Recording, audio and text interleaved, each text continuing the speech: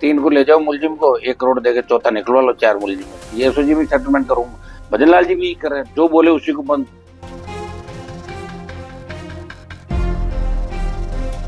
जो बोले उसको 151 में लाओ, कपड़े उतारो, घुमाओ। हेलीकॉप्टर के अंदर भजन लाल जी घूम रहे हैं, पता नहीं मौका मिले या नहीं मिले, कब पर्ची वापिस चली जाए। महिला उत्पीड़न, बेरोजगारी, किसान, हालात बद से बदतर होते जा रहे हैं। किसको लेना चाहिए?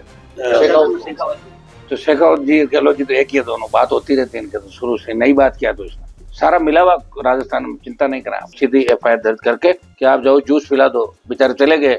और उसके बाद जो नंबर था, बोले राठौड़ साहब बोल रहे हैं, बोल रॉन्ग नंबर। वो तो अशोक जी रच रहे होंगे ना, क्योंकि अशोक जी के बिना तो अकेला तो कैसे रचेगी बीजेपी। और भजन लाल खुद कह रहा है ना कि कांग्रेस के नेता रात के अंधेरे मेरे से मिलता है, तो वो बड़े मगरमच्छ कौन है? वो कांग्रेस के नेता ही तो है, जो धीरे धीरे सब आपके सामने आ जाए। आरोप लगाता हूँ कि एसीबी में तो वो लोग जाते हैं ज्यादातर जो बाहर दाब के भ्रष्टाचार कर लेते हैं, फिर अपनी एसीबी में पोस्टिंग करा लेते हैं। ये तो बंद कर देना चाहिए, इनसे कोई फायदा नहीं। ये आप एसओजी के अंदर देखिए मुझे कि 3 के साथ 1 फ्री, 3 को ले जाओ मुलजिम को, 1 करोड़ देके चौथा निकलवा लो, 4 मुलजिम में से। ये एसओजी भी सेटलमेंट करूंगा।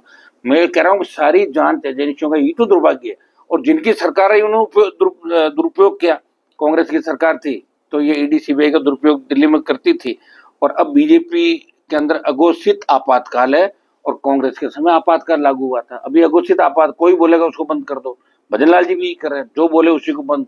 जो बोले उसको 151 में लाओ, कपड़े उतारो, घुमाओ।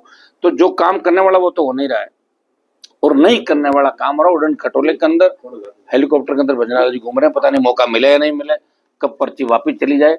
इसी काम में बीजेपी के लोग लगे हैं कि मौका मिले या नहीं मिले। और ऐसे जो नौसिखिए मंत्री इनके साथ हैं, और जिस तरह का आभा मंडल चारों तरफ, उसे देख के मुझे लगता है कि राजस्थान सही दिशा में जा रहा है। अपराध, महिला उत्पीड़न, बेरोजगारी, किसान, ये प्रमुख मुद्दे हैं। पीने का पानी नहीं मिल रहा लोगों को, आप बताइए कितनी योजनाएं चला रहे हो। हालात बद से बदतर होते जा रहे हैं, और इसके लिए दोनों पार्टियां जिम्मेदार राजस्थान का। गहलोत जी का हाँ, पक्का लड़ेगी।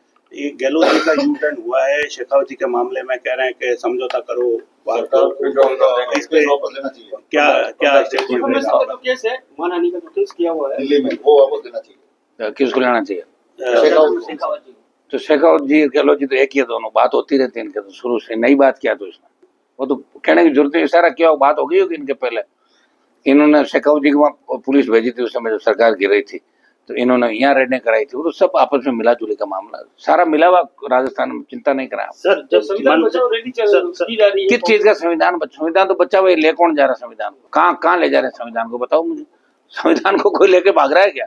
इनको ये कहो कि कांग्रेस के उन नेताओं को बचाओ जो जेल जाने की तैयारी कर रहे हैं। मैं जोशी चले गए, और हर 2 महीने में एक जाएगा। ये आप देखिए, इस 1 तारीख के बाद एसआई भर्ती, आरपीएफ के पुनर्गठन के बाद हम उन तमाम मुद्दों को, जो 5 साल गहलोत के राज में भ्रष्टाचार हुए, और 5 साल जो पिछले वसुंधरा के राज में, हम उनका पूरा कागज चिट्ठा लेके 3.5 साल इस राजस्थान की जनता के खून पसीने की जो कमाई इन्होंने लूटी है दोनों सरकारों ने, वो हम पोल खोलेंगे। सशक्त लोकायुक्त राजस्थान में बने, इसको लेके भी हम दिल्ली घेराव करें इस मामले को। अगर सशक्त लोकायुक्त बन जाता है तो निश्चित रूप से हिम्मत नहीं किसी मंत्री विधायक की कि वो इस तरह घपले घोटाले। लोकायुक्त सीधी एफआईआर दर्ज करके उनको जुडिशियल भी करने की पावर रखता है। भजन लाल जी ने अपना तो 7 पीढ़ी का काम खुद के घर का तो कर ही लिया, उसमें तो कोई दिक्कत नहीं है। हाँ, सही कह रहे हो। मदन राठौड़ और मंत्री जब्बार सिंह खर्रा अब उन लोगों की चिंता जता रहे हैं जो पास हो गए ऐसी भर्ती में। मदन जी राठौड़ का ने तो मोबाइल ही बंद कर लिया उस दिन, जब इनसे सीएम ने कहलवा दिया कि आप जाओ जूस पिला दो, बेचारे चले गए।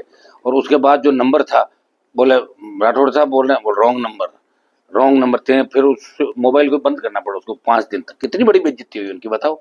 सीएम ने कहलवा दिया कि आरएस एग्जाम पोस्टपोन कर रहे हैं, जूस पिला के अंतर तोड़वा दिया। और कितनी बड़ी बेइज्जती प्रदेश सकती है भाई, इनके कहने से एक एग्जाम पोस्टपोन नहीं होता। इनकी बात कौन मानेगा? कोई नहीं मानता इनको। ये तो टाइम पास कर रहे हैं अपना राज्यसभा का, कि भाई रिटायरमेंट के बाद क्या मिले, कि गवर्नर बन जाएंगे, इधर चले जाए, अपना काम में लगे हैं सारे। इनका न तो कोई यहाँ बच्चा है कुछ राजस्थान में, और न के बच्चे, मतलब बीजेपी की भी अंतिम पारी है स्टेट के अंदर। 28 में साफ हो जाएगी। सीएम को हटाने का षड्यंत्र रचा जा रहा है पार्टी के अंदर ही। वो तो अशोक जी रच रहे होंगे ना, क्योंकि अशोक जी के बिना तो अकेला तो कैसे रचेगी बीजेपी। भाई मान लो सीएम को हटाने के लिए बीजेपी के कुछ विधायक तैयार हो रहे हैं, तो फिर अशोक जी भी तो कुछ विधायक देंगे। बात हुई होगी इनकी, बात हुई है जब भी, तो पहले भी तो हुआ। पहले वसुंधरा जी ने अशोक गहलोत को आदमी दिए थे। ये तो होता ही है राजस्थान में, नई बात क्या है। और भजन लाल खुद कह रहा है ना कि कांग्रेस के नेता रात के अंधेरे मेरे से मिलता है, तो वो बड़े मगरमच्छ कौन है? वो कांग्रेस के नेता ही तो है, जो धीरे धीरे सब आपके सामने आ जाए।